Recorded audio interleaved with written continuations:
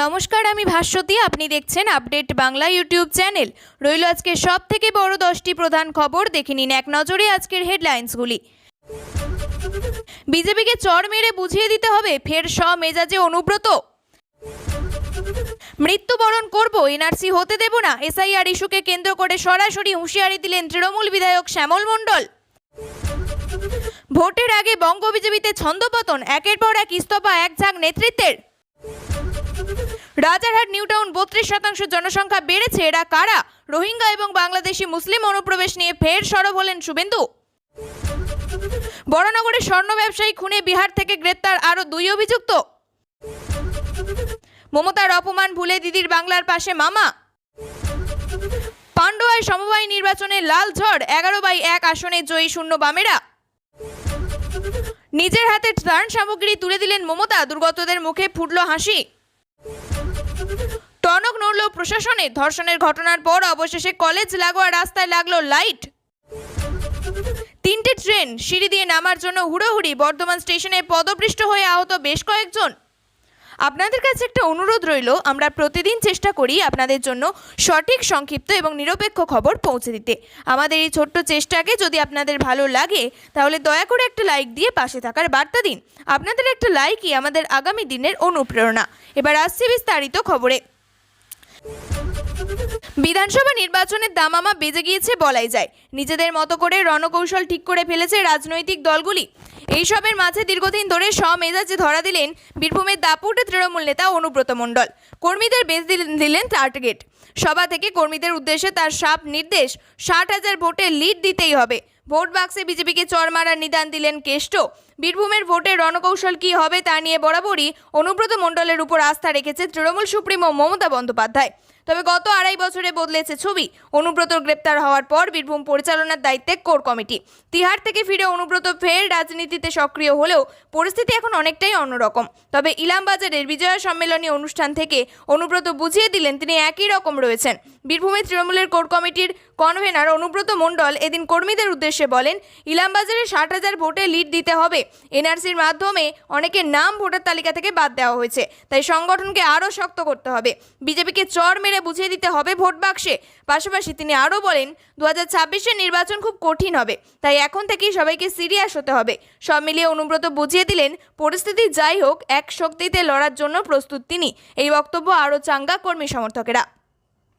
রাজ্যে আসন্ন নির্বাচনের আগে এসআইআর এবং এনআরসি বিতর্ককে কেন্দ্র করে সরাসরি হুঁশিয়ারি দিলেন দক্ষিণ 24 পরগনার বাসন্তী বিধানসভার বিধায়ক শ্যামল মণ্ডল। রবিবার বাসন্তী সুকান্ত কলেজ মাঠে ব্লক তৃণমূল কংগ্রেসের উদ্যোগে আয়োজিত বিজয়া সম্মেলনী অনুষ্ঠানে দাঁড়িয়ে তিনি এই বিস্ফোরক মন্তব্য করেন। মুখ্যমন্ত্রী মমতা বন্দ্যোপাধ্যায়ের নির্দেশে আয়োজিত এই অনুষ্ঠানে শ্যামল মণ্ডল ছাড়াও উপস্থিত ছিলেন জয়নগর লোকসভা কেন্দ্রের সাংসদ প্রতিমা মণ্ডল এবং দক্ষিণ 24 পরগনার জেলা পরিষদের সভাধিপতি নীলিমা মিস্ত্রি। বিশাল এক নেতৃত্ব। মমতা অভিষেকের হাত ধরে তবু এনআরসি নয়। অনুষ্ঠান মঞ্চে দাঁড়িয়ে শ্যামল মণ্ডল এসআইআর নিয়ে প্রকাশ্য হুঁশিয়ারি দেন। তিনি বলেন, মৃত্যু যদি বরণ করতে হয় বাংলার মাটিতে মমতা বন্দ্যোপাধ্যায়, অভিষেক বন্দ্যোপাধ্যায়ের হাত ধরে মরব পশ্চিমবাংলায়। তবুও আমরা এসআইআর এর নামে সারা পশ্চিমবাংলায় ভোটের আগে এনআরসি করতে দেব না। কেন্দ্রীয় সরকারের এই উদ্যোগ ভোটের আগে নাটক আখ্যা দিয়ে তিনি প্রশ্ন তোলেন, কদিন পরে ভোটে আবার এখন বলছে এসআইআর এনআরসির কথা। শ্যামল মণ্ডল শুধু কেন্দ্রকে আক্রমণ করেই ক্ষান্ত হননি, নির্বাচন কমিশনকে নিয়েও গুরুতর মন্তব্য করেন তিনি বলেছেন, নির্বাচন কমিশনকে চাকর বানিয়ে রেখেছে। অন্যদিকে নির্বাচন কমিশনকে চাকর বানিয়ে রেখেছেন স্বরাষ্ট্রমন্ত্রী অমিত শাহ।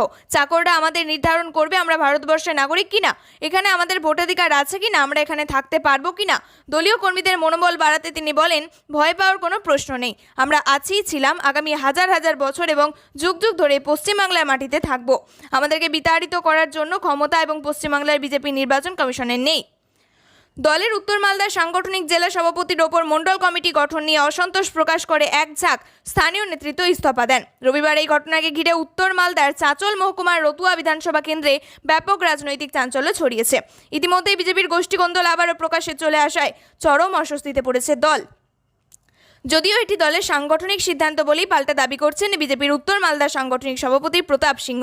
স্থানীয় দলীয় সূত্রে জানা গিয়েছে, সম্প্রতি রতুয়া বিধানসভায় বিজেপির 4 নম্বর মণ্ডল কমিটি গঠন করা হয়েছে, কিন্তু সেই মণ্ডল কমিটি মানতে নারাজ রতুয়া বিধানসভা এলাকার বিজেপির নেতাকর্মীরা। তাই তারা নতুন মণ্ডল কমিটির পরিবর্তে তাদের সর্বসম্মতি সিদ্ধান্ত ক্রমে তৈরি করা মণ্ডল কমিটির তালিকাকে মান্যতা দেওয়ার জন্য বিজেপির উত্তর মালদা সাংগঠনিক জেলার সভাপতি প্রতাপ সিংহের কাছে একাধিকবার দরবার করেন। তাই বিজেপি মতুয়া বিধানসভার 4 নম্বর মণ্ডল কমিটির সভাপতি শঙ্কর সরকার সহ সভাপতি নবকুমার মণ্ডল, রবীন্দ্রনাথ সাহা সহ অন্য বিজেপি নেতাকর্মীদের সঙ্গে একদলে পদত্যাগ করেন।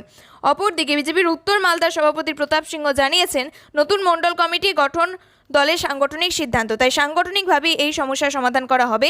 যদি এ বিষয়ে কেউ অসন্তোষ প্রকাশ করেছেন, সেটি দলের রাজ্য নেতৃত্বের কাছে জানানো হয়েছে।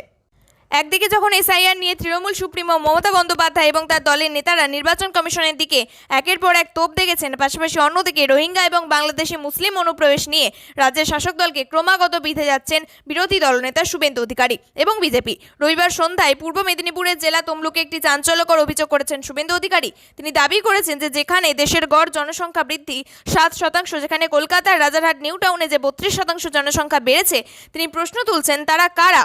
তমলুক সাংগঠনিক জেলা খিঞ্চিতে জেলা বিজেপির বিজয়া সম্মেলনীতে উপস্থিত হয়েছিলেন শুভেন্দু অধিকারী। উপস্থিত নেতাকর্মীদের মাঝে বক্তব্য রাখতে গিয়ে তিনি বলেন, একজন জন্মেছে কিন্তু 1.64 জন ভোটার হয়েছে, এরা কারা? ভারতবর্ষে গড় ভোটার 7% বেড়েছে, আর রাজারহাট নিউ টাউনে 32% বেড়েছে। এরকম 102টা বিধানসভায় রয়েছে, সেখানে 20 থেকে 30% ভোটার রয়েছে, এরা কারা? অবশ্য তিনি এই প্রশ্নের উত্তর দিয়ে দিয়েছেন। শুভেন্দু বলেন, তারা খালা মমতার 540 কিলোমিটার বর্ডার খুলে রেখেছে বিএসএফকে। এরা বাংলাদেশের মুসলমান আর বার্মা থেকে কক্সবাজার হয়ে বাংলায় ঢুকে পড়া রোহিঙ্গা। তিনি বলেন, শাসক দলকে হুঁশিয়ারি দিয়ে বলেছেন 2026 সালের বিধানসভা নির্বাচনে বিজেপি ক্ষমতায় আসার পর বদলা বদল হবে। শুভেন্দু অধিকারী বলেছেন, ওদের তো 220টা লোক, কি করে লড়তে হয় দেখিয়ে দিয়েছে ভারতীয় জনতা পার্টি। 2011 সালে প্রধান বিরোধী দল সিপিএম দেখাতে পারেনি, 2017 সালে প্রধান বিরোধী দল কংগ্রেস দেখাতে পারেনি। এত মেজরিটি, এত পঞ্চায়েত, এত পুলিশ, 30, 32, 33% মুসলিম ভোটের 100 থেকে 99, তারপরেও বিরোধী দল কাকে বলে ভারতীয় জনতা পার্টি দেখিয়ে দিয়েছে। এত অত্যাচার করেছেন, ভেবেছেন ছেড়ে দেবো? বদলা হবে, বদলও হবে, সুদে আসলে সবটা তুলে নেব। 2021 সালে ঢোল তবলা বাজিয়ে বলেছিলেন না, বাংলা বাংলার মেয়েকে চাই। তাই আমাদের সকলের দায়িত্ব আগামী এপ্রিল মাসে খালা মমতা ব্যানার্জিকে ইভিএমে বিসর্জন দেওয়া। এই লড়াই বাঁচার লড়াই। জলপাইগুড়ি জেলার রায়গঞ্জে 13 বছর বয়সী রাজবংশী কিশোরকে ধর্ষণ করে অন্তঃসত্ত্বা করে দেওয়ার ঘটনার প্রসঙ্গ তুলেছেন তিনি বলেছেন, 7ম শ্রেণী ছাত্রীর বছর বয়সী এক নাবালিকাকে ষাটোর্ধ্ব এবং জেহাদি ডালিম মোহাম্মদ ধর্ষণ করে অন্তঃসত্ত্বা করে দেয়। ভাবুন আমরা কোন দেশে আছি। রাজগঞ্জের ওই ঘটনার প্রসঙ্গে তিনি সামাজিক যোগাযোগ মাধ্যমে লিখেছেন, জলপাইগুড়ি জেলার রাজগঞ্জে 13 বছর বয়সী নাবালিকাকে জেহাদি ডালিম মোহাম্মদ ধর্ষণ করেন। অপরদিকে নির্যাতিতার পরিবারকে পরিবারের পক্ষ থেকে দেওয়া হয়েছে প্রতিশ্রুতি বিজেপি। বরানগরে সোনার দোকানে ডাকাতি এবং ব্যবসায়ীকে খুনে নয়া মোড়। সোনার দোকানের মালিক শঙ্কর জানালেন, খুন করার অভিযোগ বিহার থেকে পীযূষ কুমার ওরফে প্রিন্স ও রঞ্জিত দাসকে গ্রেপ্তার করা হয়। রবিবার ব্যারাকপুর মহকুমা আদালতে পাঠানো হয়েছে ধৃতদের বিরুদ্ধে 310-এর 3 ধারায় মামলা করা হয়েছে। এখনো পর্যন্ত বরানগরে সোনার দোকানের খুনের ঘটনায় 7 জনকে গ্রেপ্তার করেছে ব্যারাকপুর কমিশনারের পুলিশ। গত 4 অক্টোবর ভর দুপুরে বরানগরের শম্ভুনাথ দাস লেনে ক্রেতা সেজে কয়েকজন দুষ্কৃতী আসে। গয়না কেনার নাম করে 3 জন দোকানের ভিতরে প্রবেশ করে ব্যবসায়ী শঙ্কর জানান, ভারী বস্তু দিয়ে মাথায় আঘাত করে পা বেঁধে রাখা হয়। দোকানে সিসিটিভি ফুটেজ বন্ধ করে ব্যবসায়ীকে খুন করা হয় বলেও অভিযোগ। এরপর সুযোগ বুঝে সোনার গয়না নিয়ে চম্পট দেয় দুষ্কৃতীরা। প্রায় 30 মিনিট ধরে চলে গোটা ঘটনা। মনে করা হয়েছে দুষ্কৃতীদের মধ্যে কেউ পরিচিত ছিল শঙ্করবাবুর। তাদের মধ্যে থেকে কেউ একজন ফোন করে ডাকেন শঙ্কর জানাকে। সেই ফোন পেয়ে দোকানে কিছুটা আগেই চলে যান স্বর্ণ ব্যবসায়ী। সাধারণত 3টের পর দোকানে গিয়ে ঘুমাতেন, কিন্তু সেদিন 2:30 নাগাদ চলে গিয়েছিলেন। এরপর সোনা লুট করে খুন করার পর 2 ভাগে ভাগ করে চম্পট দেয় দুষ্কৃতীরা। অন্যদিকে খুনের ঘটনায় 7 জনকে গ্রেপ্তার করেছে ব্যারাকপুর কমিশনারের পুলিশ। অসম মুখ্যমন্ত্রী হিমন্ত বিশ্ব শর্মাকে বাংলার সমস্যায় নাক গলানোর হুঁশিয়ারি দিয়েছিলেন বাংলার মুখ্যমন্ত্রী মমতা বন্দ্যোপাধ্যায়। কিন্তু আজ বাংলার বিপদে সমস্ত অপমান ভুলে এগিয়ে এলেন সেই হিমন্ত।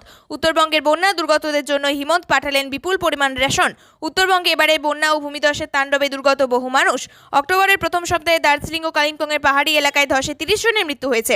জলপাইগুড়ির নাগরাকাটায় 5 জনের প্রাণহানি হয়েছে এবং মিরিকের সেতু ভেঙে গিয়েছে, হাজার হাজার মানুষ ঘরছাড়া।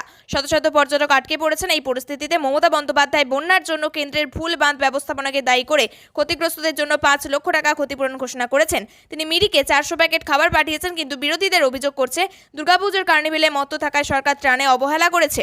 অন্যদিকে সংকটের মধ্যেও অসমের ত্রাণ এসেছে আশীর্বাদের মতো। হিমন্ত বিশ্ব শর্মা বলেন, রাজনীতি একপাশে রেখে প্রতিবেশীদের জন্য দুঃসময়ে পাশে দাঁড়ানো আমাদের কর্তব্য। ত্রাণ লরিগুলো শিলিগুড়ি পৌঁছেছে এবং সেখান থেকে এনডিআরএফ এর স্থানীয় স্বেচ্ছাসেবকরা বিতরণ করবেন। বিজেপির বর্ষিয়ান নেতা দিলীপ ঘোষ তার সোশ্যাল মিডিয়া প্ল্যাটফর্মে এই ত্রাণের ভিডিও পোস্ট করে অসমের মুখ্যমন্ত্রীর প্রশংসা করে বলেছেন, বাংলায় তাকে অপমান করলেও দুঃসময়ে তিনি বাংলাকে ভোলেননি এবং কর্তব্য অনুযায়ী উত্তরবঙ্গের বন্যা দুর্গত মানুষদের জন্য সাহায্য পাঠিয়েছেন। 26শে বিধানসভা নির্বাচন, স্বাভাবিকভাবেই নিজেদের মতো করে ঘুঁটি সাজাচ্ছে সব দল। পিছিয়ে নেই বামেরাও, যদিও হারানো ভোট ফিরে পাবেন কিনা তা নিয়ে সন্দিহান দলের নেতারাই। এই পরিস্থিতিতে বামেদের অক্সিজেন জোগালো পান্ডুয়া শ্রীরামবাটি সমবায় সমিতি নির্বাচনের ফল। সেখানে 11/1 আসনে জয়ী সিপিএম 10 বছর পর ভোট ওঠে পান্ডুয়ার শ্রীরামবাটি সমবায়। বিগত এই 10 বছরে তৃণমূলের দখলে ছিল সমবায়টি, এবার তা কার্যকরভাবে ছিনিয়ে নিল লাল পার্টি। 11টি আসনে জয়ী সিপিআইএম সমর্থিত প্রার্থীরা। ফল প্রসঙ্গে পান্ডুয়ার প্রাক্তন বিধায়ক আমজাদ হোসেন বলেন, 4 মাস আগে ভোট হওয়ার কথা ছিল, কিন্তু তৃণমূল করতে দেয়নি। ওরা জানতো তাদের উপরে মানুষের ভরসা নেই।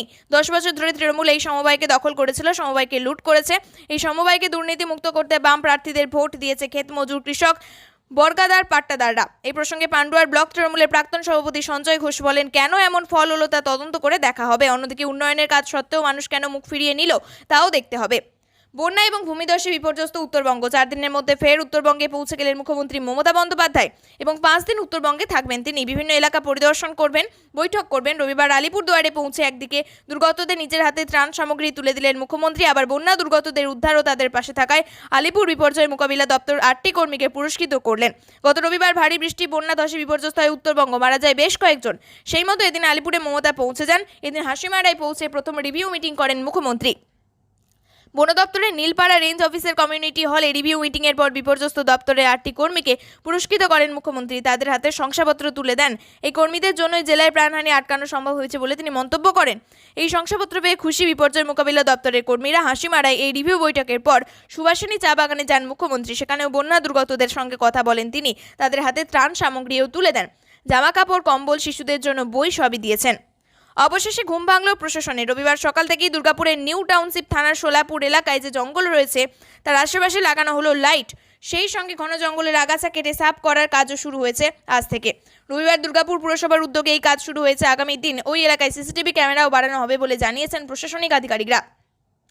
এই তৎপরতা দেখে স্থানীয় এক বাসিন্দা আক্ষেপের সঙ্গে বলেন, 2-3 বছর ধরে কোনো জঙ্গল সংস্কারের কাজ হয়নি। লাইট নষ্ট হয়ে যাওয়ার পর পরিবর্তন করা যায়নি, তবে এবার সেটা হচ্ছে। তবে যদিও আগে উদ্যোগ নেওয়া হতো তাহলে এই ঘটনা অন্তত ঘটতো না। ট্রেন ধরতে সিঁড়ি দিয়ে নামার জন্য হুড়োহুড়ি, আর সেই হুড়োহুড়িতে পদপৃষ্ট হয়ে আহত হলেন বেশ কয়েকজন। রবিবার সন্ধ্যায় ঘটনাটি ঘটেছে পূর্ব বর্ধমানের বর্ধমান স্টেশনে। ঘটনাকে কেন্দ্র করে রেল স্টেশনে চাঞ্চল্য ছড়ায়।